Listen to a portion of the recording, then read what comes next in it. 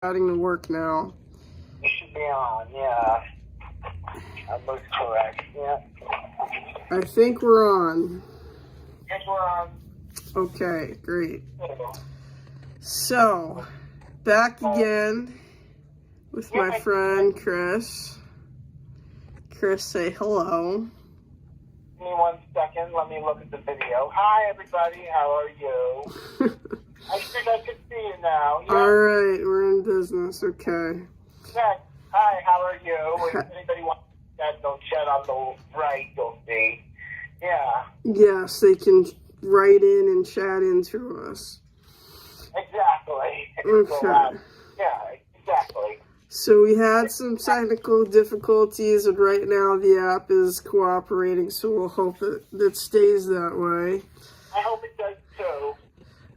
So the first topic of discussion, we're going to keep today short because we ran late a little bit with all these technical issues, but the first topic of discussion, there's a movie that a lot of people have been talking about the last month or so, called Don't Look Up.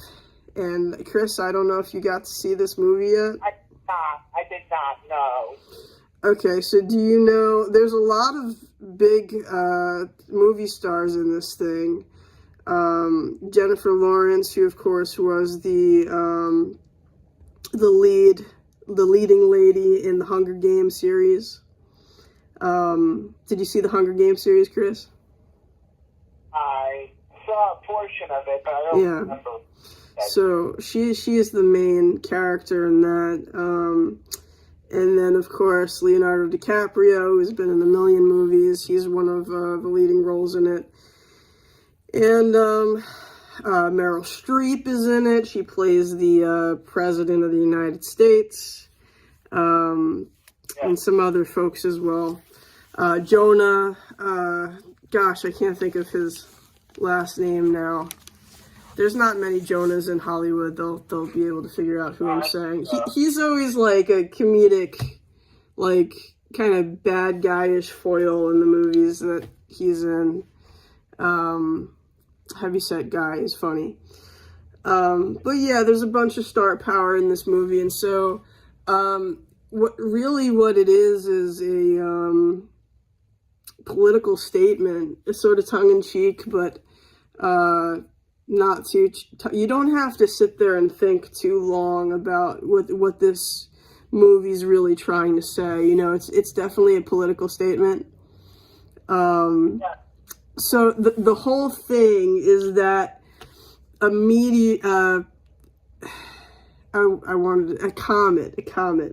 comet is coming towards Earth, and they discover this comet about 6 months before it's going to hit. And so there's all kinds of BS that, the president, Meryl Streep, is involved in scandal, and she's worried about the primaries, and so she's delaying acting on the fact that the world is in danger because she's more concerned with public opinion and stuff like that. Yes, of course. Which it seems, that's the way the world works today. You know, that it's like a lot of these things, it seems silly, but it's really pretty accurate to how things work now. Absolutely. Oh, wow. And so then they come up with a plan, and they're shooting. They come up with a hero who's actually a jerk. Like the guy, they're like, why don't we just send drones out to destroy this thing? And the president's like, oh no, you need like a hero, you need a face. So the guy that they're going to make into the, self-sacrificing hero is a total jerk.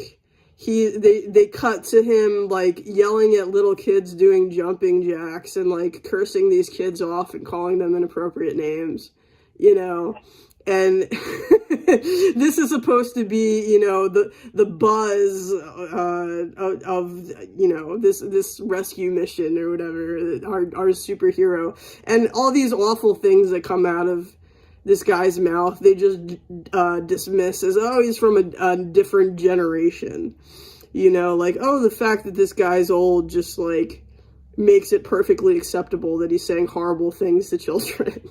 So this is the guy that they choose to be the hero of this mission.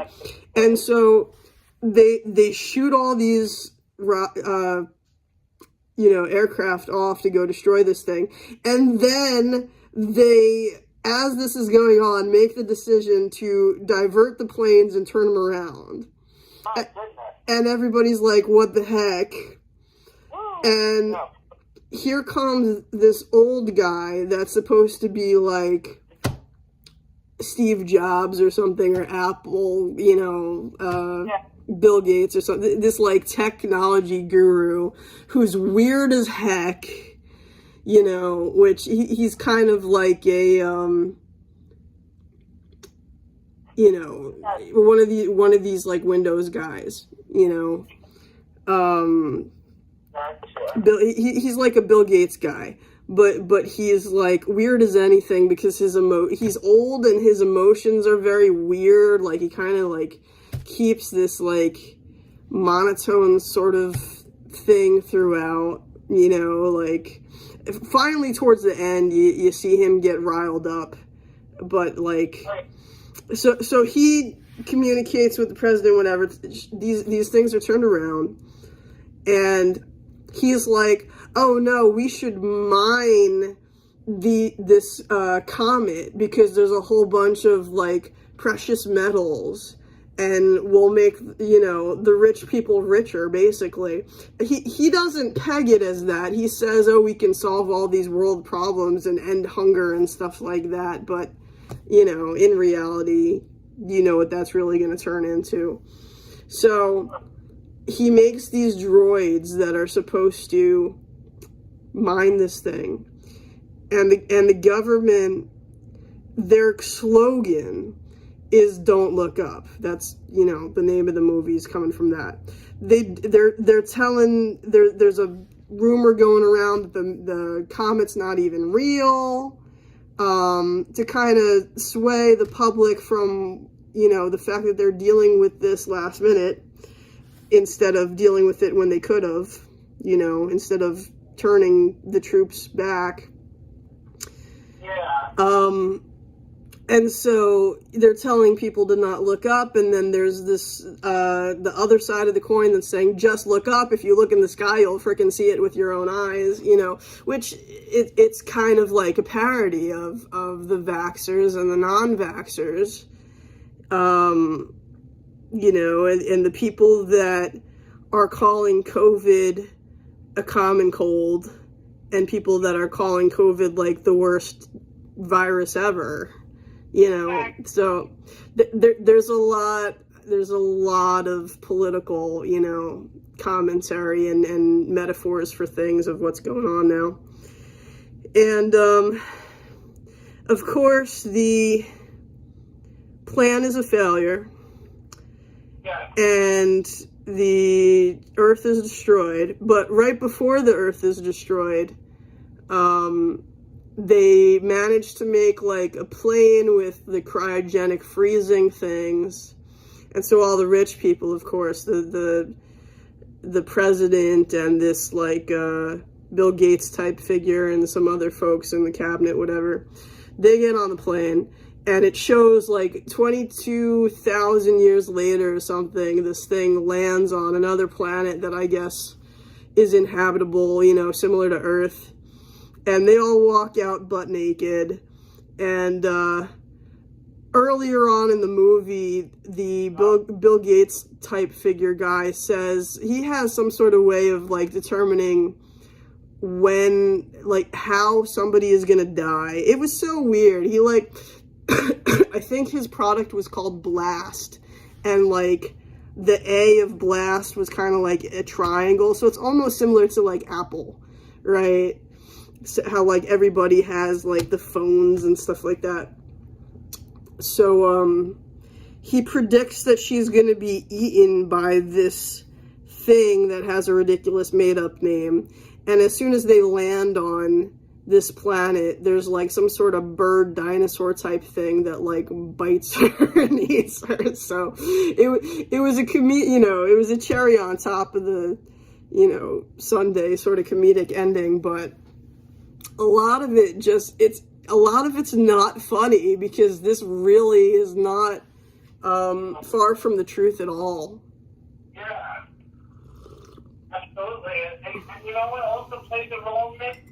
Today's society being like this, social media and the media, the actual terrestrial mainstream media being this way. They're hyping up stuff like COVID and social media and presidential stuff, like politics, Absolutely. That was a big part of the movie too, is that they kept showing like it was similar to like Instagram and tweets and stuff like that, how the masses were believing that there was a comet, not believing that there was a comet, saying that these two scientists that discovered it were the girl that actually discovered it was made out to be some sort of Looney Tune, because she freaked out on like a public appearance thing when you were supposed to be all like lighthearted and jokey, because nobody wants to hear like we're all gonna die. But I mean, that's not something to make light of, so there definitely was elements of that in the movie too. And also they went on this show that's supposed to be like the news show, but it's like lighthearted, and the guy winds up, the main scientist who was working with the lady that discovered it, he winds up being like made into a heartthrob and being put on, the Leonardo Dicaprio character, put on magazines, and he winds up cheating on his wife with the lady that's like one of the co-hosts of this TV show. Like, she lures him in. And there's a nice segment at the end when like the world's about to just like collapse or whatever, explode. He reconciles with his wife, whom he cheated on, and you see him at the dinner table with him and his sons. And absolutely. Another nice touch was that the lady that discovered the comet had to like sign an agreement that she wasn't going to freak out anymore and keep her mouth shut, and she just wanted to be let go. So she signed, and she was like, whatever. And so she winds up meeting this guy that's like kind of like a troublemaker sort of guy. He's like getting booze from the store that she's working at, and they're seen like hanging out in a group of like what looks like teenagers or something, or troubled adolescents, like drinking, and there's graffiti, and they're in like some sort of in between buildings, shady type stuff. And then towards the end, when they're at the dinner table, this is the guy that knows how to say grace. Because shortly before that, he reveals, they're seeing the comet come. It's him, and it's the lady that discovered it, because he has a crush on her or whatever.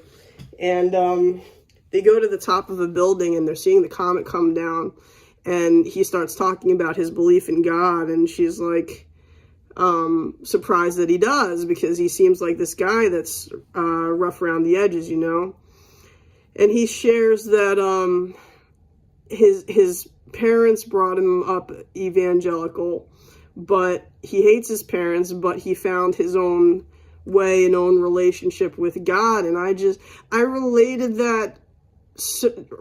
to that, like my situations and my husband's situation, Tommy's situation. I related to that so much.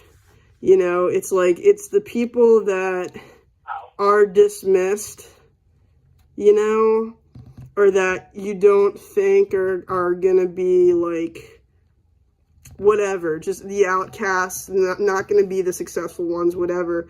They're the ones that wind up getting the deeper relationship with God. And I was so thankful for that. It's a little segment. It's not a major piece of the movie, but I just thought it was such a gem, you know. And so all these people at the dining table right before the world, like, collapses are sitting at this table, and none of them know how to say grace except this guy. You know. So let's say so. I'm like that too. I'm like the one that brushed off and everything, and I get the deeper connections with other people. Yeah, I know how it is. Definitely. Going through life on your own a little bit and having to make that connection with God on your own, you know, and make it meaningful instead of just go through the motions because your parents say so, sort of deal, you know, tradition, and it not being personal versus being personal. So I definitely recommend that movie. It's on Netflix. You got Netflix, Chris? I got Netflix, yeah. There you go. It's not a short film. It's about 2.5 hours, but it's worth the watch. I understand, yeah. Definitely worth the watch. Another thing that's out there, and it's free. Do you ever use iHeartRadio, the iHeartRadio app? Sometimes, yeah. So aside from, you know, listening to your favorite radio stations, they also have a tab there for podcasts. And I'm really, really into this new podcast called the Mlk Tapes that was just recently released because we just had Martin Luther King's birthday, you know, this past Monday. And it's really, really interesting for anybody who likes the conspiracy theory stuff and, you know, revisiting history and, you know, checking out things that are beyond just what our American history textbooks showed us and taught us in high school. There's some really, really compelling evidence that points away from James Earl Ray. So, I mean, they have people that have known James Earl Ray for Earl Ray forever, you know, since he was young, and they say this guy was not a racist, you know, because that was the main motive put forth for killing Martin. And they say, you know, this guy, he talked to Spanish, he talked to black, it didn't matter, you know. So to say that was a motive for him is just, doesn't make any sense. There were statements taken of 2 witnesses, and these statements were found much later buried in the bottom of some police drawer, you know, that placed this guy elsewhere at 5:45 p.m. when Martin died at 6 p.m. Yeah. So to be able to, in 15 minutes, you know, get over there and pull the trigger, it's just not likely. Not likely. No, not at all. And in the podcast, they talk about, yes, this guy had a criminal history, but he was not the brightest bulb. You know, there was one time they said he ran away from a robbery in high heels because he didn't want to get tracked. You know, like, he's kind of a doofy guy, to say it nicely. He's kind of a doofy guy and easily influenced, and, you know, wrong place, wrong time. It seemed like whoever was planning this thing, there's a name, Raul, that he gave in his testimony. He was transporting things across borders, you know, hidden in spare tires, and he kind of thought it might be drugs, but, you know, if there was money in it for him and he needed money, he just kept his mouth shut and did what he was told and got money, you know. And so, closer to the crime, he was told to go buy a rifle, and so he goes into a store not knowing anything about rifles, you know, and so he buys one that's recommended. And it was clear because they got testimony from the shopkeeper, the gun store guy. He said in his testimony, this guy didn't know what he was doing. He didn't know a thing about guns, you know, which is not typical of, you know, somebody who's going to go assassinate somebody. And he actually called the store an hour later saying, I got to exchange this because this guy Raul or whatever wasn't happy with the gun. He said wrong gun. So he had to go back to the store and exchange it the next day. But I mean, just the fact that he was so clueless, you know.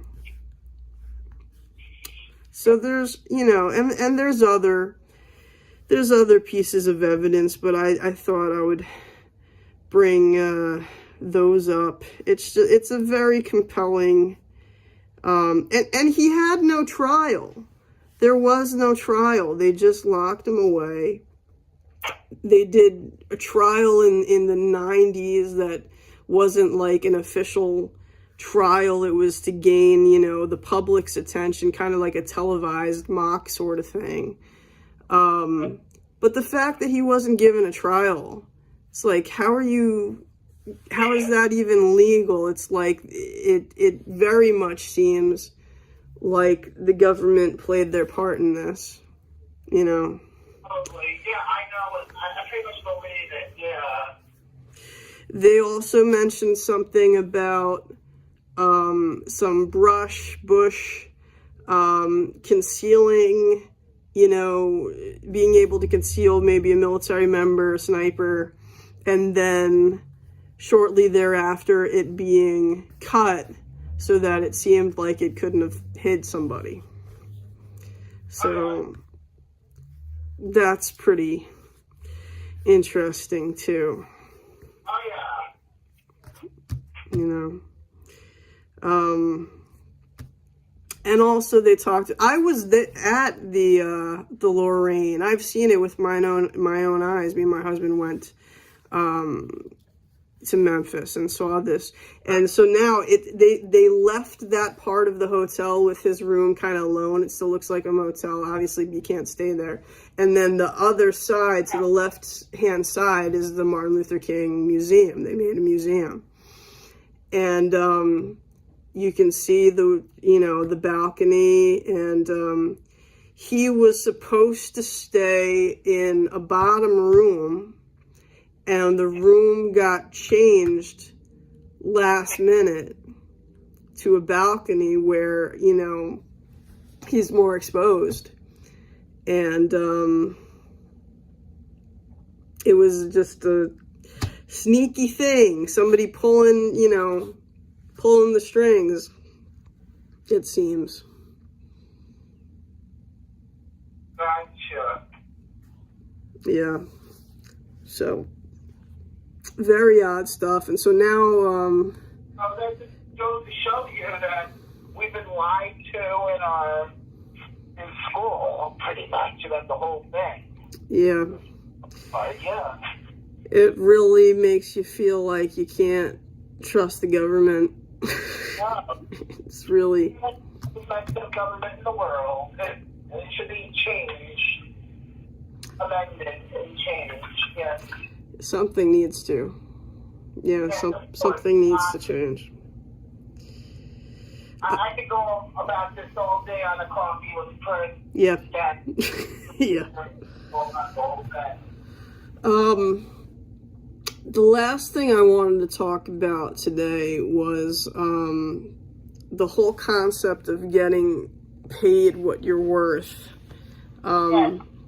I wrote a little bit about this, but I was going to get more in detail of what happened to me. So most folks know I'm full-time public school teacher, but I also have a side hustle of teaching music lessons, which is really, what I went to school for, really what I do. Most school years I'm a music teacher. This school year is not the case. This school year I'm teaching 3 different classes. Science, what's called study skills, which is like, hey, deal with stress and log your homework and, stuff like that. And then the other course that I teach is conflict resolution, which really, I've only been teaching that class because there was a switch. I had another period of science, and so instead of that period, because it was a ELL Spanish class and they hired somebody that was bilingual, they gave me his conflict resolution class. So that's kind of been a blessing because it's had me re-examine things about myself and not letting the temper flare too soon, but the thing I was going to say was, so this past week, I had to turn down 2 side hustles. And I'm not one to walk away from money sitting on the table, like that's not me. Especially because my husband's having a hard time finding work right now. But I had to. The first reason why I had to is because they were insistent on the shot. Yes. So that was a no-go. And the second one was because this lady was not willing to pay what she should have. If somebody quotes you an hourly rate with any job, this isn't just music, this is any job. If somebody quotes you an hourly rate and asks you to, and she knows I work full time, already, asks you to set this time aside, let's say 2.5 hours after school on a weekday. You think, naturally, that you're going to be paid for that 2.5 hours. Because you're saying, I am devoting this chunk of time to your business. But after we had signed the contract, after, we signed the contract and she started, making a schedule and everything, she informs me that, no, you don't get a gas stipend, no, you don't get, because this was like a door-to-door sort of teaching the kids house situation. You don't get a gas stipend and you're not going to get paid during your travel time. You're only going to get paid while you're teaching. Yeah, I saw your video that you posted online, one of your blogs. I think it was Facebook, The Wall. Yeah, I did a little story about that, yeah. So, when the numbers got crunched, what she was looking to pay me was like about half of what I thought I was gonna get if the whole 2.5 hours were being counted. Yeah. Because she came up with 3 half-hour lessons in the course of 2.5 hours, which I said to her, I don't only want to be getting paid for an hour and a half and then driving around for an hour unpaid, and that's exactly what she had lined up for me. And, listen, you're spending for gas, it's taking a toll on your car, so you're gonna have to, eventually pay for whatever toll it takes on your car, tires, brakes, whatever. It's your time that you're being asked to, driving is part of the job. You got to get from one place to another. And I mean, even these high school kids that are delivering pizzas, they get tips. You know, like, I'm not going to get a tip for showing up at a student's house. It's not how it works. So, I mean, and the hourly rate for teaching the student is significantly lower than what I would charge on my own. So you're just getting hit from all angles. And so when I said to this lady, I said, listen, for that amount of time to work at, because I'm still at one studio one night a week, aside from my own practice, I work at a studio too. This is the rate that I get at this studio for the same amount of time that you're asking me for. And it's stationary. I'm not driving around. I'm not tiring myself out driving. I'm not spending, you know, gas other than to go to the studio and go back. I'm not running from student to student to student like what she's asking. I said, give me this rate. You know, I would be doing more for her than for this studio, obviously, because for that studio, I'm just driving there. I'm not running myself ragged from student to student. I said, give me this rate that the studio gives me, and, you know, I'll be satisfied. I won't be, I would have been satisfied. I wouldn't have been happy, but I'd be satisfied and I'd do it for her. She said no, and she released me from the contract. We're talking, Chris, we're talking $8 more. I know. $8 more. You know, and so these people, she was overjoyed. She was like, oh, I was hoping that you were going to apply. I thought of you. I remember from when we talked months ago or whatever. And I lost your resume. I lost your stuff. You know, these people want you. You can be overqualified. You can have she asked for references. She talked to 3 references. She knows that I got a master's degree. She knows that, you know, public school teacher, multiple certifications, and you're not willing to cough up another $8. I know. It blows my mind. It does. Counts. Every cent counts. It blows my mind. Yeah, it blows my mind too. Money is money, and it all adds up.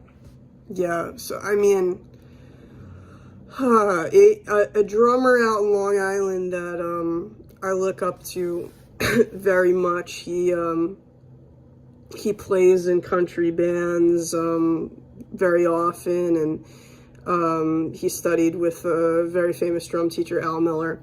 Great hands. This guy is a phenomenal drummer. I think we should be good. Okay, my alarm went off. He said, you know, you gotta know your worth. You gotta know your worth, and you also gotta know when to walk away. So, unfortunately, or fortunately, it depends how you look at it. But, I say all this, and I say it respectfully, and I say it without naming names. I say all this to encourage people in general to know that your time should equal money, as the old saying goes. Of course. To not sell yourself short. Because listen, you know, the degrees, the certifications, whatever you got, you spent time to get it, you spent money to get it, and that's worth something. You know, what I was saying to my friend the other day on the phone, I was saying I wish that more things worked like how minimum wage works, how if you work for the school systems, there's what's called a salary guide. You know, you go in to teach for a district, they're like, okay, you have this many years in teaching, you have this degree, this is your pay step.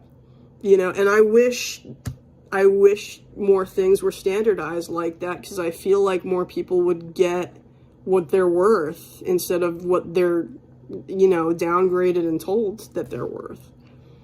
Absolutely. So, You gotta know you must know what you're worth because your time is valuable and your skills and knowledge. Absolutely. I am fortunate myself to be working with some wonderful people. I must tell you, Karen, Karen, that yesterday was my last day at Forever 21 because for the holidays because they had to cut time. Mm-hmm. We're going over budget on time, so I'm more than welcome to come back in the summer. They said they should have more time then. Mm-hmm. But I'm grateful to work with some fabulous friends that wanted to pay me from the beginning, from the get-go. Right. I'm fortunate to have that in the meantime. Mm-hmm. But a desk job that I'm going to be looking very carefully at the desk job. I want to get paid an appropriate amount that I deserve, Right. I deserve to make a living regardless if I'm on disability or not. Absolutely. A lot to live off of, and that will help my productivity, and you do too, I'm sure. Absolutely. So, definitely some things to think about, and, I encourage everybody to, to look up instead of don't look up, and investigate things. Don't just go with what you're being told, whether it's from the government, whether it's from a potential employer. We were gifted these things called brains, and I don't know that enough people are using them, Yes, of course. So, anyway, it was good talking to you, Chris. I'm going to encourage everybody watching to comment and participate. This is, an open forum. And, Absolutely. We didn't get any comments today, I don't think. But if you want to say anything, let us know. Yeah.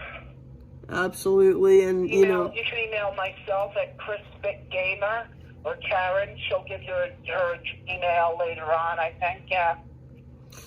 And just comment down below. You can let us know if you checked out the Mlk tapes or the movie that we talked about today, Don't Look Up. I really think that they'll enjoy it. Yes, of course. All right, I think that's an episode. We're going to sign off now and wishing everybody a happy Sunday. Thank you so much. You take care, Karen, and take care, everybody. All right, bye-bye, everyone. We'll see you, everybody. Thank you.